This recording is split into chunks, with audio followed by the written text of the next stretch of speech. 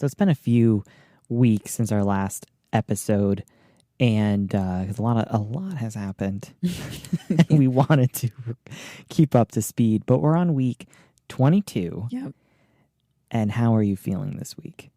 I'm feeling good. I would say my biggest symptom over the last few weeks have been constant hunger. Like I can have breakfast and immediately after I need something else. So it's just been like a constant flow of food into my mouth. That's it. Like and at night, if I know that I even have to time it correctly, because at night if I don't eat at the right time, I need something right before bed. If I brush my teeth, it's just like this whole thing. And I feel like last pregnancy, I was hungry, yeah, but you had your designated snacks or your 2 or 3 a.m. cinnamon bread snacks. Maybe I need to bring those back. But the kitchen is so much further. It's not like I have to walk down the stairs or anything, but it's so much further from our old apartment that it was like a hop, skip, and a jump before. It's a sprawling Now I have to walk down a hallway to go. So if I don't leave snacks like on my bedside table, like right now I put a granola bar there just in case. So I remember late at night and so I can open it. Although one time I think I opened something, you're like, what is all that noise? It's like, I'm eating that granola bar. I'm sorry. But I think I've been overly indulging because we were at the doctor's office. There are no snacks left. There's no snacks. I don't touch his snacks. It's all for you.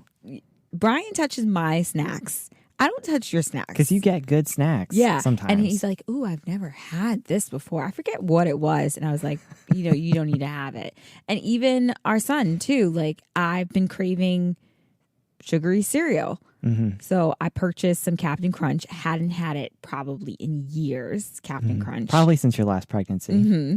And he knows where the cereal cabinet is. And I hear them out there. Like him saying he wants this one. I'm like, Captain Crunch? You need this one. I come out after I'm getting ready and I see there's remnants of Captain Crunch's bowl. And I was like, do not eat mommy cereal. And still, a week straight, he's still eating mommy cereal. Then I'm sitting on the couch eating my cereal because I don't want to stay off the counter when I'm eating breakfast in the morning. And he comes over to eat more of my cereal. I'm just like, I don't understand. I just don't understand. Mommy can't have anything. But I think I've been overindulging just a little bit. So I think like they say, like your first trimester, sometimes women don't even gain any weight. Sometimes they lose weight because you're so sick. The growth is not as exponential with the baby at that time. And then by the second trimester, you start gaining an it's average. Back to school in this house. Back to school, hey. So we're on. You start gaining an average of 1/2 to a pound every week. That's what they want to see. And I guess I was on the lower end of the scale. So my doctor would want me to be gaining at least 1 pound a week. Mm-hmm. So I'm, making sure I'm having my snacks like steady, not skipping any meals because I want to make sure that I'm doing my part.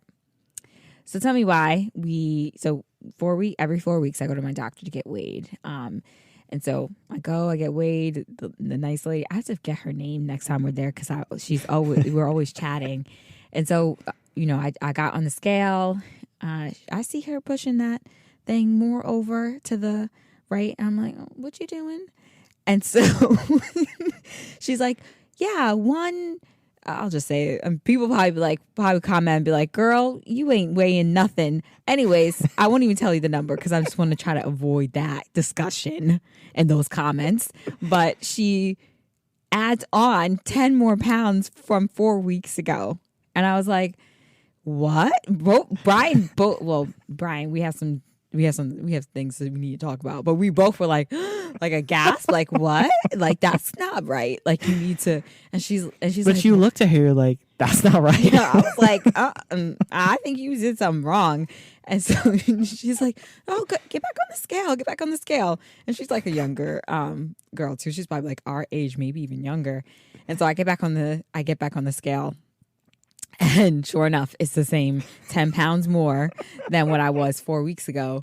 And we just start laughing. And I was like, I guess I just been indulging a little bit. And it was kind of funny because I made her do her job twice because I did not trust the results. But, it's all good things, right? The baby's hungry. I'm hungry. We're satisfied. It's not like I was 3 times the recommended amount or whatever. And I was on the lower range. So this is good. But I will be looking out because I think at this point, being in my second trimester, I've gained more than half of what I guess I'm more than halfway through, but I'm also a little bit more than halfway through, even more than what I totally gained at the end with our first pregnancy. So I'll be watching out. It's just like, or I'm just watching out, I guess, smart snacking is what I need. Maybe the Captain Crunch is not doing it, and I need to Last time you had a lot of granola. I feel like there were a lot of, especially those granola bars, which I thought I liked, but they were raspberry or they had craisins in it. Or I love something. those. It's like the trail mix type. Yeah, those are not good. Yeah, I love those. Those were a snack I did not. Those are good. You used to make me a lot more smoothies. I feel like that used to be like a thing, and Brian's slacking a little bit. So I blame the extra 5 pounds, 6 pounds on Brian and the fact that I have not been getting my smoothies. Blame it on. I'll make some tonight. Yep. I'm Fatima. And I'm Brian. And you're listening to Millennial and Pregnant. And while we're talking through another pregnancy, this time we're doing it with our 3-year-old. We think we know what to expect this time around, but somehow it still feels new. In this episode, we're talking about how we're preparing for our next kid and to catch you up on what's been going on over the last few weeks. If you haven't heard about Anchor by Spotify, it's the easiest way to make a podcast with everything you need in one place.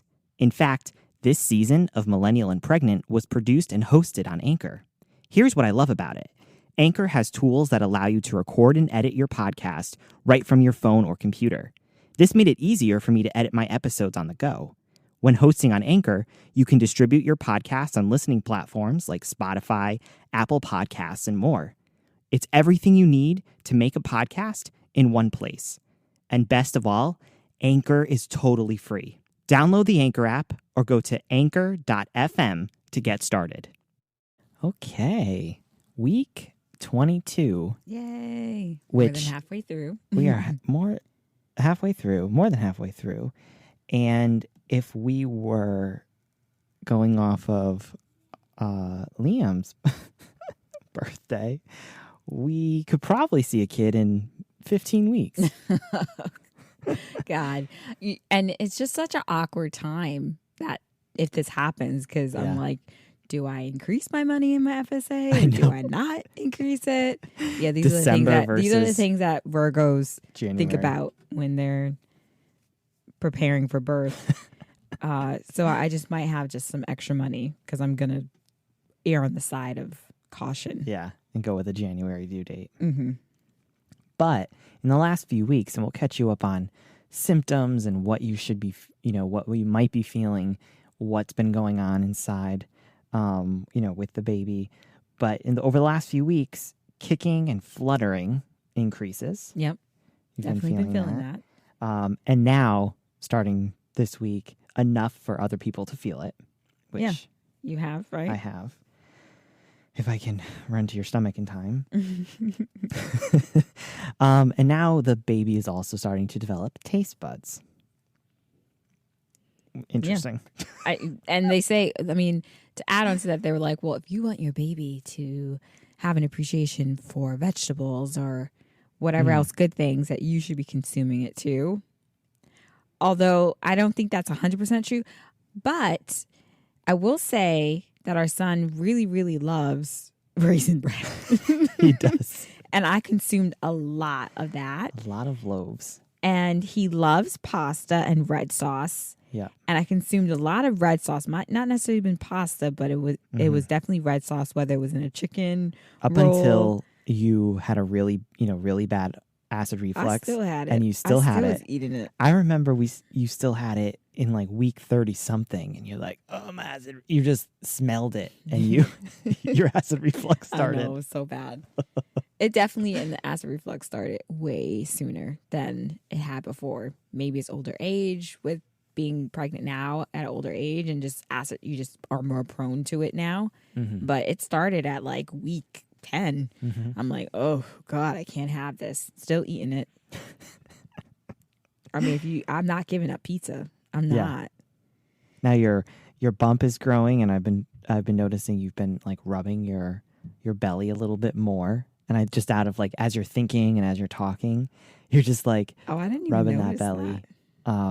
When we'll get into the details, but when you were yelling at someone on the phone, you just kept rubbing your stomach, comforting the child.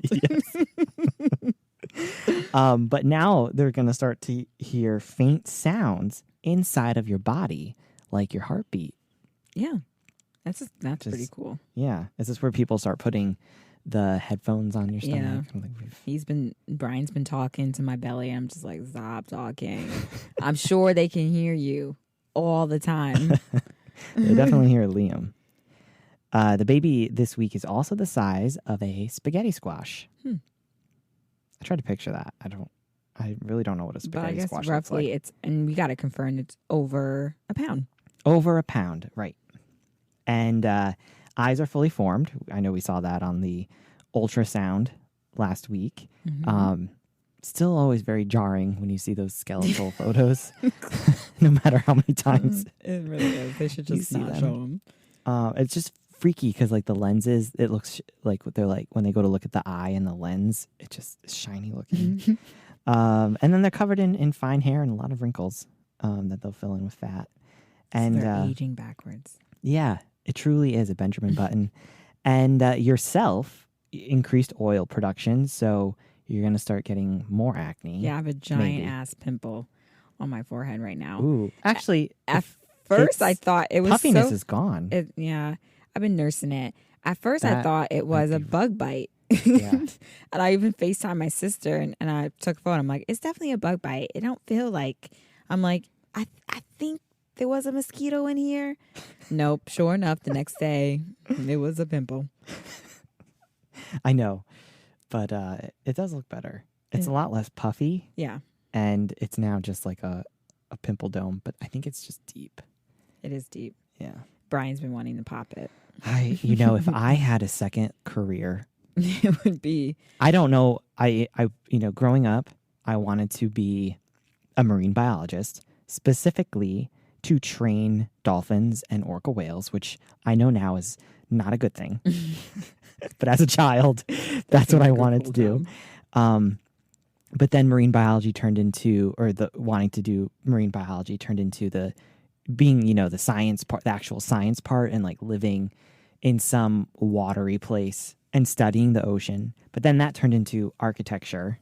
I wanted to be an architect because I love building houses, or at least on Sims. In The Sims. You say it as you got to clarify it for the viewers because they probably think you are actually out there building houses for Habitat or something.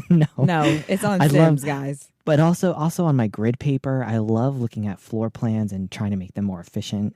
But then that went into a life in entertainment. Yeah, I don't know how that transcends. I'm here. Television, video production, and now audio production. And but if I had another set of life career choices, I think I would have become a dermatologist just to pop people's pimples the right way and the medically right way, because I know there's a good way of doing it, and then because usually when you try to pop a zit, it all gets pushed down. You don't want that to happen. But we digress. Anyways, that is where I think I would go in life, is to be a dermatologist. So yeah, my skin, all types of oil. Your skin's also gonna, like weird pimples coming from places. So, and your skin was also going to start itching a lot more. Stretch marks might start happening, and I know you swear by this mother's gift or whatever it's called. Oh, you're gonna make me forget. Is it Mother's Choice? I don't know, but it looks like an oil that you would have gotten from like 1970 70. Like it's something very, very old. Like I shouldn't say very old, but it looks, they haven't really updated their graphics on their bottle, but it's just a combination of these oils that, coconut oil, cocoa butter, all the good stuff mixed together. What is it called? Mother's Special Blend. Special Blend. And my mother told me this is what she used when she was pregnant with all of her kids. And so like that's why I found it and saw it. And the company's still up and running. They have their own website, but you can also purchase it on Amazon. Mm-hmm. And so, so you've been using that. And I know we were already talking about hunger earlier. Do you have this time around, do you have any favorite snacks? Like I said, sugary cereals is my thing. Pizza. Yeah, you had a lot of pizza. Potato chips. Yep, potato chips for sure. That's a lot of potato chips. And ice cream, and more specifically, milkshakes. Yeah, that's true. If you give me that, I'm going to be happy. Like, I'm going to be a happy camper. And this is why. I'm gaining more weight than I need to. And then this week they also recommend talking about your birth plan or planning or looking at what we planned last time and sticking with it. Yeah, I mean, I think we were pretty open on where we wanted to end up or how we wanted the process to go. The only thing that didn't work out was that I ended up getting an epidural, but I would say that worked out. Yeah. Going through the process, and actually it worked out pretty well. I think I would at like 8 centimeters. I did it at the very last moment I could possibly get the epidural because I progressed so quickly. So I think I love that I wasn't in labor for so long, and I think they do say epidural kind of slows down the process a little bit. So I think I will try to hold off but I will let my doctors and nurses know that I want to get it, but I want to progress a little bit quicker and not have it immediately. Cause some people get it and immediately they get put on it. And I don't think I necessarily want that. So, but I have to be careful because I almost didn't have it. Yeah. And I'm sure the pushing process would have been different. To that's true. So but what I want to talk about today is, I know last time we talked about anxiety coming up, and recently who doesn't recently we hurricane or tropical storm Ida came through just to say hi. The Northeast and dropped a ton of water. Our area and many places from in this tropical storm's path were flooded really badly. And our area, including where we live, was flooded 8 to 10 feet of water, which we lost our car. I know. It's so sad because it was a really good car. And then 2, it just had me more anxious because as we get closer to your due date, just trying to think of, okay, what do we have to think about? Yeah. And hopefully a natural disaster is not one of those things. Oh, God. Because I guess as the weather progresses, it could be snow. Yeah, it could be snow. We live in a suburban area. We're not in right in New York City anymore. So it's not just a subway ride to the hospital. And, depending on the roads, and hopefully this December or mid-January window of time between 37 weeks and 40 weeks is still warm, because I don't think we ever get snow anymore for Christmas. No, I think it usually we only get snow in February now. Yeah, it kind of hits around that time. So, as long as it still trends that way that has been for the last couple of years, I think we'll be fine. Yeah. As I mentioned before, we were so close to the hospital, so we weren't too worried about being able to get there and progressing some at home. And the night before, I was like, I'm in early labor. I'm definitely in early labor. It's not time to go, but I saw my mucus plug come out, and I was feeling contractions, but I went to sleep, and I was like, this could be a very long process. I think I would possibly monitor those a little bit more, time them, possibly go to my sisters who are kind of a little bit in the city and maybe wait there a little bit and then go. Like, I think that might be kind of how we built in the process, is like, especially given the time, because I was like, okay, if I'm going to sleep, this is going to be in the middle of the night, like, you know, still only 5 minutes away, and like literally 5 minutes. That's where we were from the hospital, where it's now an extra 35 minutes to get there. So I think I would just be more wary of my symptoms and how quickly I'm progressing, and possibly try to get as close or into the city as we can. Plus, we have to set up, okay, you know, who's taking Liam. Yeah. So like, we got to think about that. Yep. You know, I might beg my mom to be around for, you know, the leading up, very close up to it. But once again, I was 3 weeks early. Is she going to stay with me for 3 weeks straight? Probably not. So I have my sisters who are really, really close by too. So those are, I guess we need to communicate with some people about, okay, so like starting at this time, we might call on you to assist in, you know, either putting us up or coming to take care of Liam. Yeah. Yeah, that's a good point, because now this time around we're preparing for a baby when we already have a baby running around. I know. Today was his first day of school. Preschool. He's not a baby anymore. He's not a baby anymore. Although I still call him my baby. He will always be our baby. And he had a really good day, and so I'm really happy about that. But yeah, it's like thinking about, okay, we can't just drop and run to the hospital. Stuff like that. We have to think about, including sharing a room. Yeah. Which I know you did. I did not. So sharing a room is completely foreign to me. I think every child should have their own room. But you did in college. You got a 1 year in college. But like growing up, you had your own room. Spoiled. That's true. So I think that's a new dynamic for me to work with. I don't know. I think it'll be fine. I think you'll be fine with it, just because you've experienced having to share your space. Some people go through their entire life not ever really sharing their space with someone, but it is going to be kind of an interesting time. I mean, for a while the baby will be in our room in the bassinet, but then once we have to kind of link up their bedtimes, and Liam's a really light sleeper. So I'm hoping this one kind of sleeps a little bit through the night, but he might get woken up or just kind of learn to sleep through it. Yeah. Because he will be, you know, he will progressive, obviously get older. And I think as he gets older, we just see shifts in him. So I think he'll be a little bit better.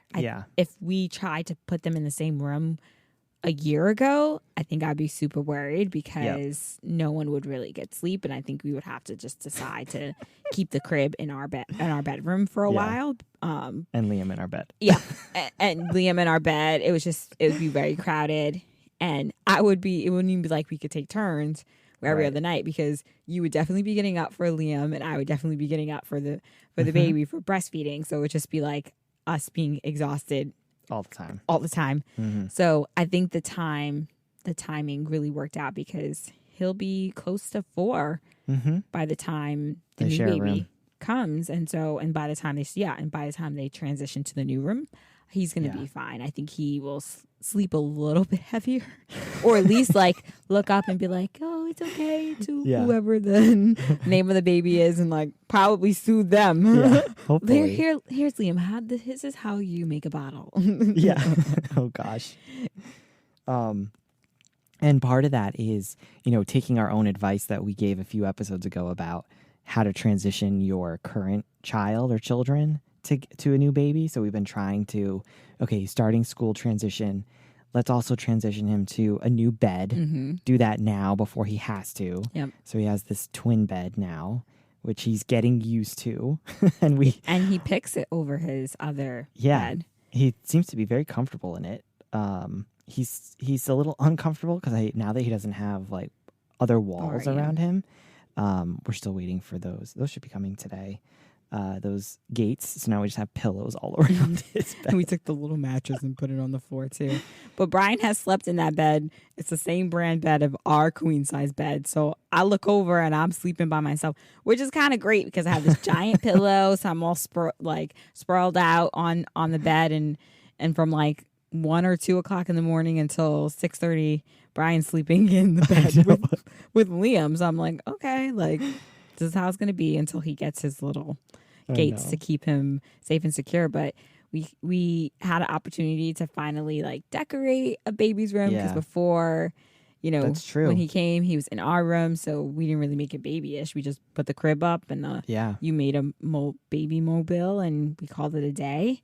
But this time we got to like put frames up and put little decals on the other wall, and it's like set up like a little nursery. So like, but now, it's like a shared space. Yeah. Which I think I like doing that better than like a straight up nursery. Yeah.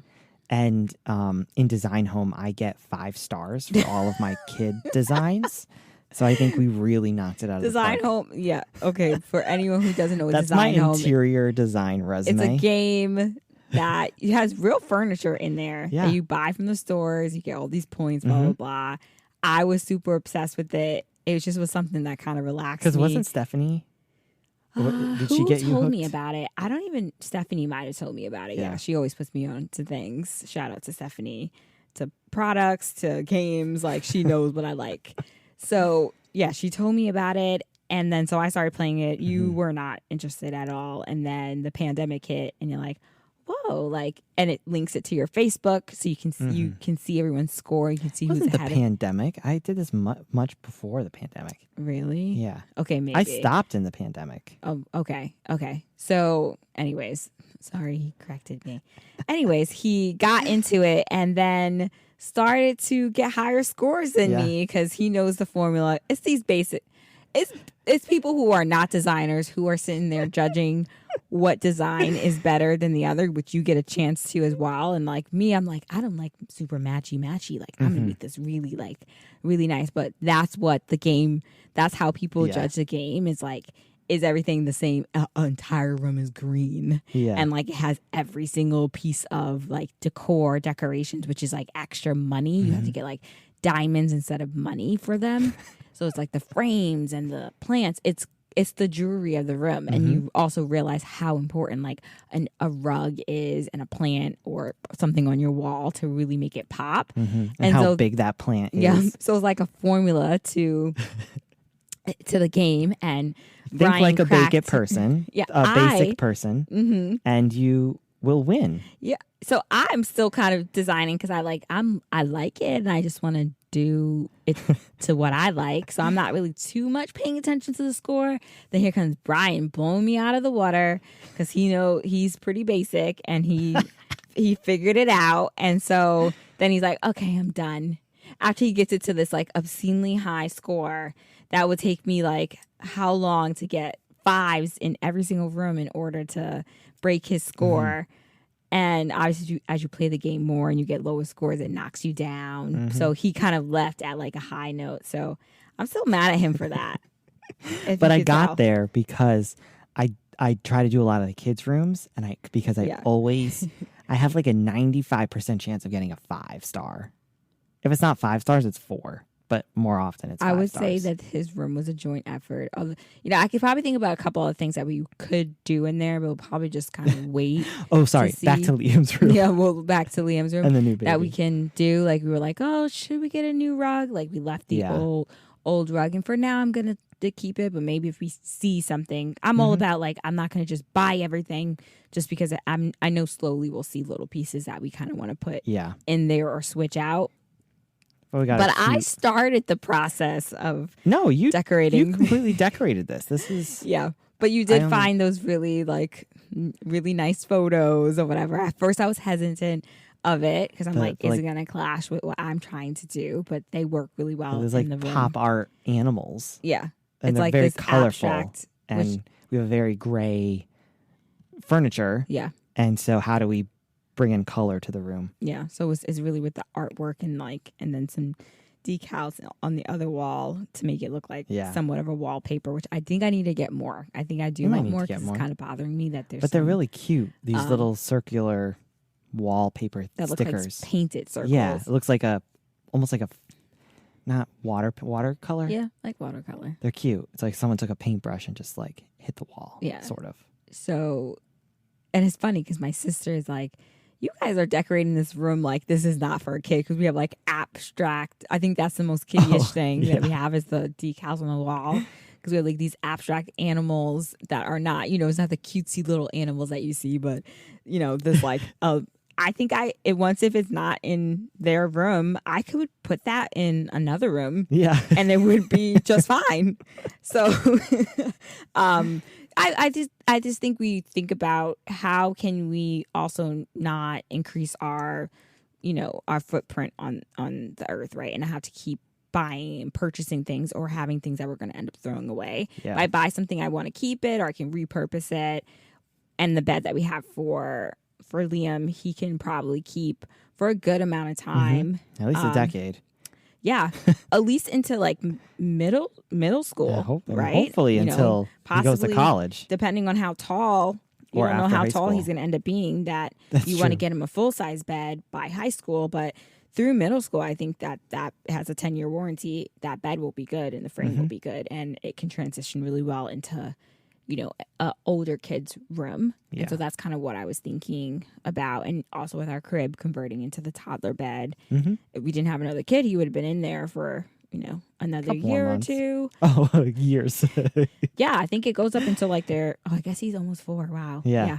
So 4, I think by 5 we would have gotten him in bed. So we got it a year earlier than we would have. And it's so nice that we like kept it in good condition so like we can use it again. So these are all things that we think about when decorating their room. So I think I would have probably gotten like a bigger piece for the other wall, but I'm glad we chose with that size because as you start to fill the room, his room used to be so empty. Yeah. But as you start to fill the room, you're like, oh, okay, no, this is like to scale. This is like what we need. So I think as far as big pieces, we're there and we're good. So his room is like pretty much ready. We have a few more things to get out of storage, but yeah, but we pretty much have it. And then we've been doing a lot of organizing, so a lot of baskets and bins and things like that has kind of been our go-to to organize clothes and stuff like that. And then even in our room, we're trying to think of what else to do. So we got a basket that we're just going to fill with diapers and wipes, extra onesie and other things. So in the middle of the night, we don't have to go into we could just the reach room. to this basket. So we'll have to report back on that one. I'm just trying to be as strategic as possible. Yeah. So a few more things in storage, and then a lot of other things that I don't really think we have a lot more to do. It's just stock up on diapers and stuff like that. I'm really hoping we don't end up where we were, at the beginning of the pandemic where we couldn't even find diapers for our kid. Oh, I know. And it also seems like something's in the water and everyone's pregnant again. Yep.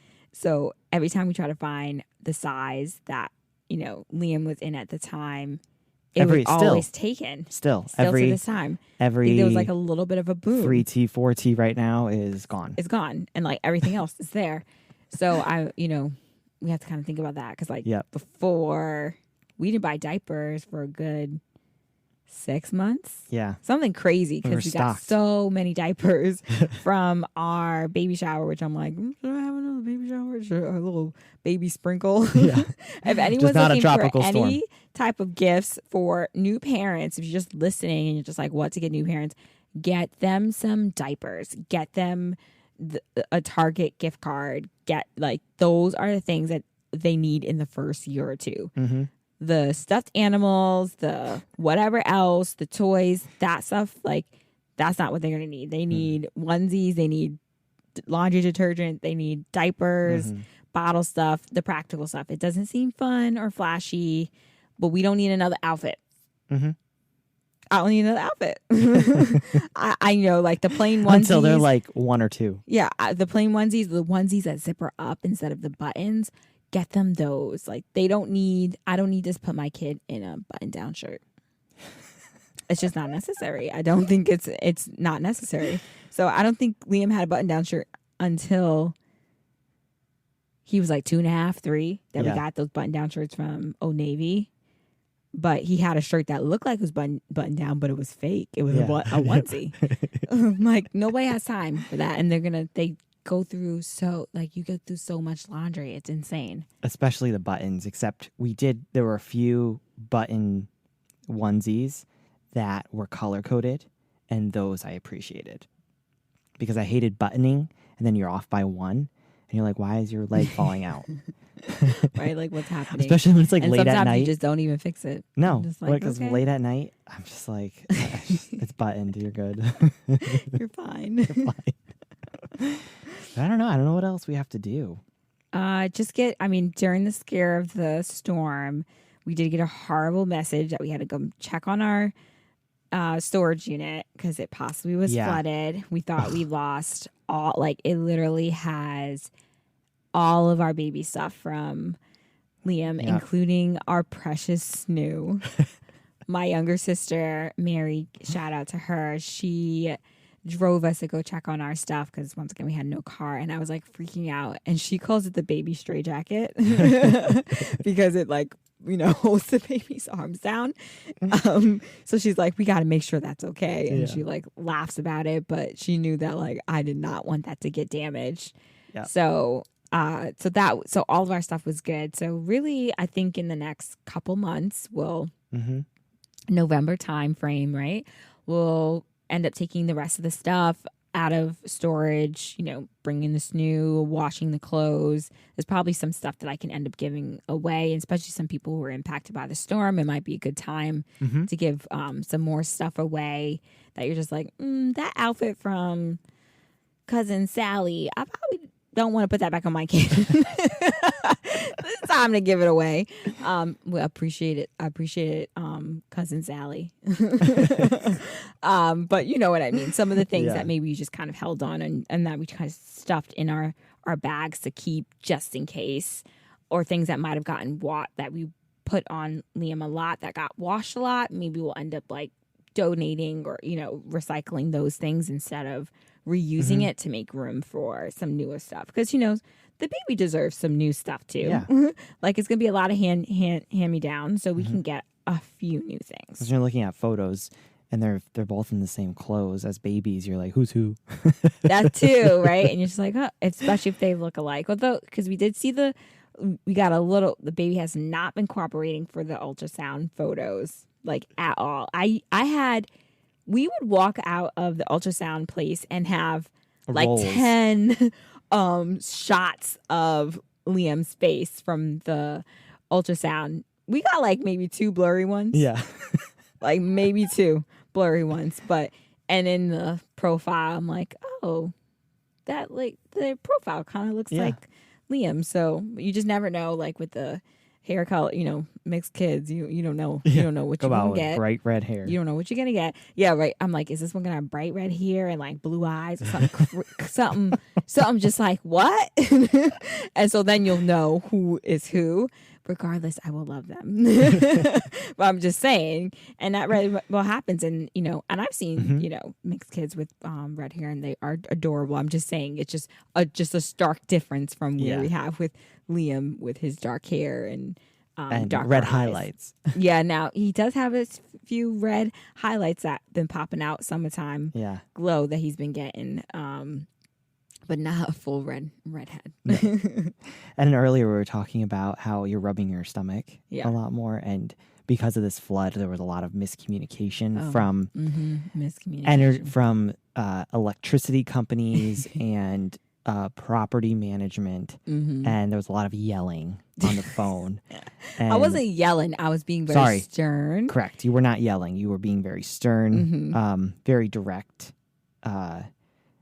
Providing radical candor, and you always on the phone and just rubbing your belly and holding your belly and rubbing your belly, and you'd be rubbing it really fast, when you were talking sternly to people, and it was just. I guess I didn't even notice. I didn't even notice. It's just kind of, it's there, and so you're just like, what do I do with it? So you rub it and you're like, I'm not going to be one of the people constantly touching my stomach. But you're like, especially when you're around people too, it's more of a protective thing too. You want someone to bump into your arms before they bump into your belly because people don't care. It's a pandemic, 6 feet away. Thank you. I haven't had any issues with people trying to touch my tummy, which is nice. I'm like, don't touch it. If anyone's listening, don't touch my belly. Like I don't like when people touch Don't touch other people's hair and don't touch other people's baby bumps. No, you don't do that. But I guess I haven't even realized that I was doing it. But yeah, it was a really frustrating time. You're right. I think it was a protective. I was just like, and I was like, let me breathe. I'm like, oh God, it's way too early to be going into any type of labor or, stress. And I've been doing my meditation and breathing, but that I think everyone has their moments. And that was one of my moments where I'm just like, okay, it's been day 4 and I have no power. I was like on a breaking point. No, it's been day 4. Our building has power. Our specific apartment does not have power yet. I think that made me it is so true. That was the frustrating The saying that misery loves company is 100% accurate because there's something comforting that which is like, the whole building doesn't have power. Like we'll make, we were in okay spirits, right? And we were okay.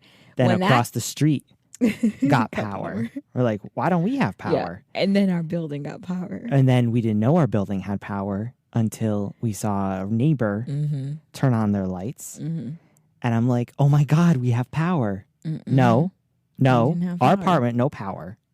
And so that's the part that I think was the tipping point because like you said, the whole building's out of power. Okay, we'll wait, we'll get it. No, there is electricity coming into these walls. How do I tap into that?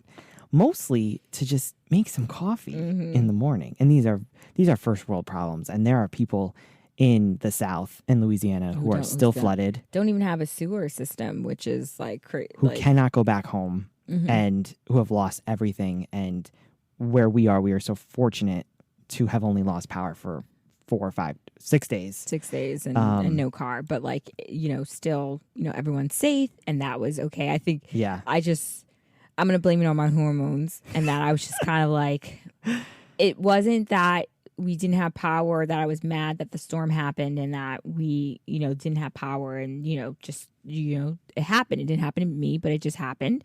That wasn't the part I was mad about. I was mad about the miscommunication and the mismanagement of the process and how it was being handled. Over a holiday weekend. When it was clear that everyone just kind of wanted to get me off the phone. Yep. To go on their had a holiday solution. Break. Yep. Which I won't even get into the solution that turned out to not be a solution. Who gave a solution and thought that was okay, that would hold this over for 2 to 3 days. And when I told them, and I essentially didn't let them do that. So then a day later, full day, no one was answering me, but I made sure I left them messages. A day later, we magically and mysteriously have power again. So I was like, oh, so you didn't do what you needed to do at first. So just to clarify, that was where my anger was directed, was some more people not being able to do their job properly. Brian's laughing at my face. I just can't, I mean, I know these, and once again, and those first world problems, and no one's losing their lives from people not doing their jobs correctly or whatever else. But me being at work, I don't have room to be making these mistakes, and I just feel like people just don't sometimes do. Anyways, I'm not going to get into it. I'm just going to get worked up again.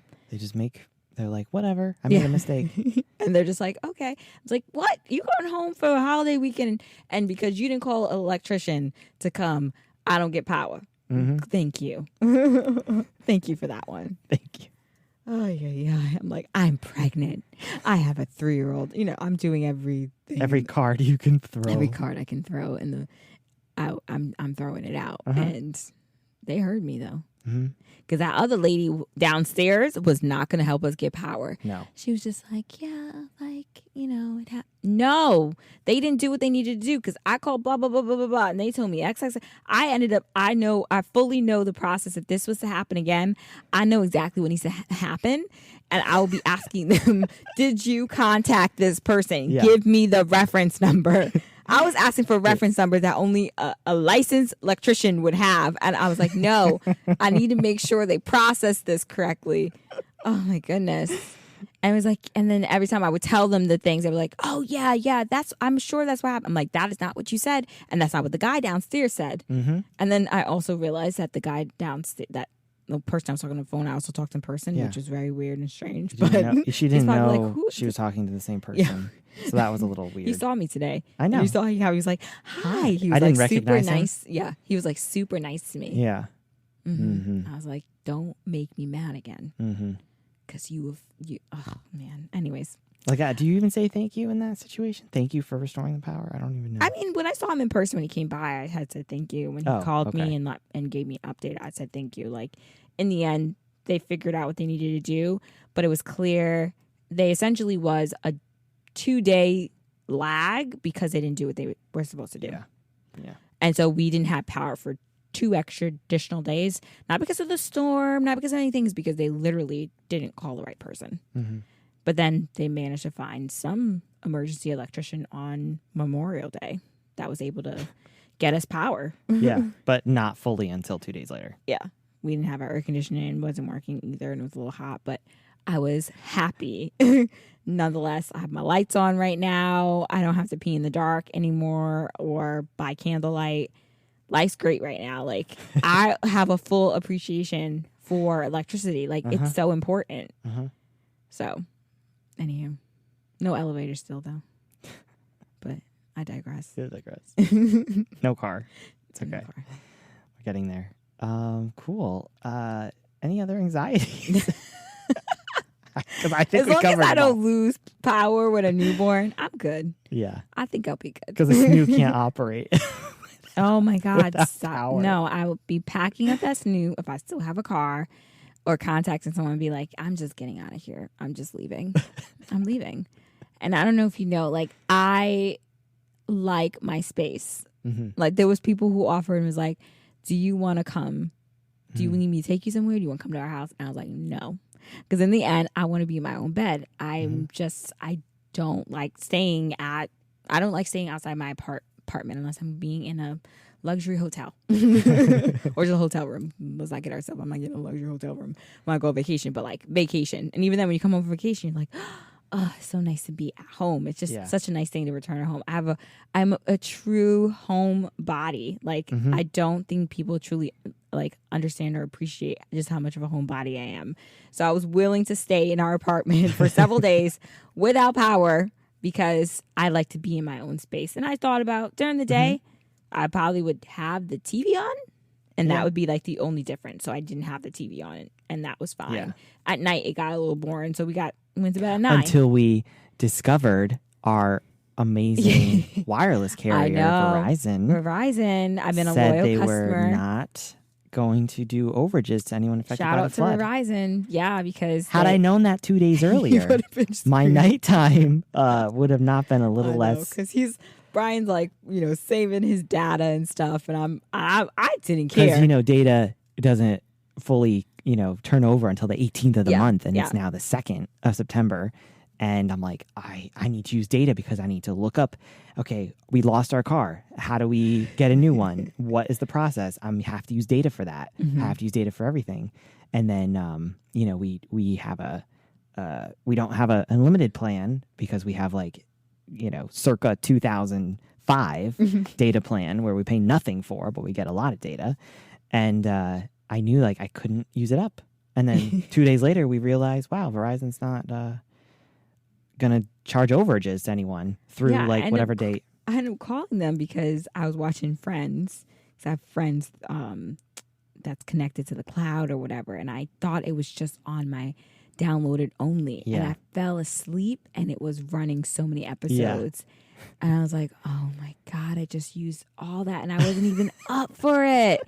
And so I'm just like, oh, that was just like the icing on the cake. And then I called Verizon. I'm like, maybe I can move to the unlimited for just a small period of time because we have tried to change our plan. And they're like, well, once you go back, you don't get anything. You lose this offer that we're giving you because I've been with them for 13 years. So I was like, okay, I'm just, let me see if they'll let me do it. Let me call them. I'm not going to do it online. So I called them and I told her I was impacted, and she was super nice, and she's like, nope, like, you know, any overages, ignore them, seeing that you're impacted, blah, blah, blah, and like, thank you for being a loyal customer.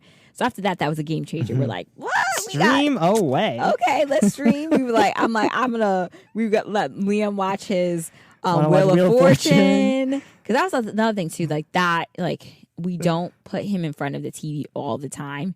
But when we just need, like, when it's us on the weekend and there's like, or if it's bad weather or we can't go outside, it was devastating outside. Like people were ripping up their businesses and throwing stuff away, and it was just so much grossness in the air. So we couldn't even really go outside without walking through all that.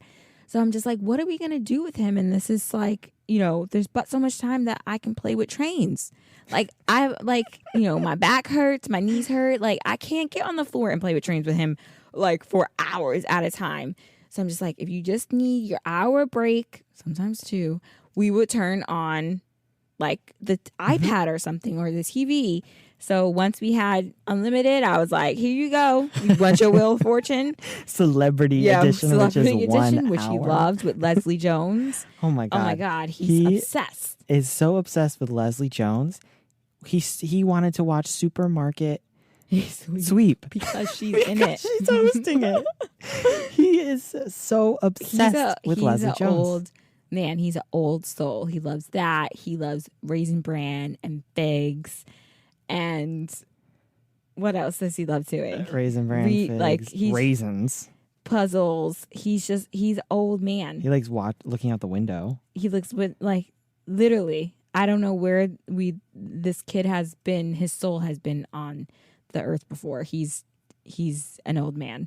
So I was like, we need to get him. This is his like little entertainment. So he loved it. So I was like, thank you, Verizon. That was like a game changer. After like day 4, we realized that they weren't going to charge us because, oh goodness, maybe I wouldn't have gone so ballistic with people on the phone. Maybe if you had something to stream. It's so sad. I just needed my friends. I need to stop looking at people. No, seriously. Cool. That was a digression, but we'll catch you next time. We tend to have a lot of those lately. That's all for this episode, but make sure you're following the show so you know when the next episode is out. Check out our website, liliesandloafers.com, for cooking and DIY inspiration and more updates from our growing family. Millennial and Pregnant is a Lilies and Loafers original podcast. It's hosted by me, Fatima. And me, Brian. Original music by Purple Planet. Thanks for listening. We'll see you soon.